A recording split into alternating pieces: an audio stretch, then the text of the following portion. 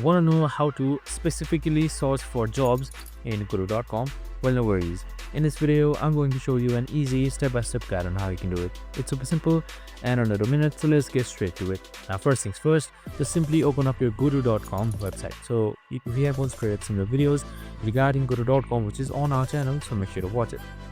So you should be under this interface right here, and here you should be seeing search jobs. It should be right above find work. So this should be a small search bar, so you can just simply search anything. So let me just search video editor, and here you can see all of the freelancing jobs that requires video editing right here. And that's it, super simple and easy. So as you can see, you can just simply scroll down and see all of it. And that's it. This is how you search for jobs specifically in Guru.com. I hope this video helped. If it did, make sure to like, subscribe and tune in with us for more of this similar Guru.com tutorial videos. Have a good day and see you in the next one.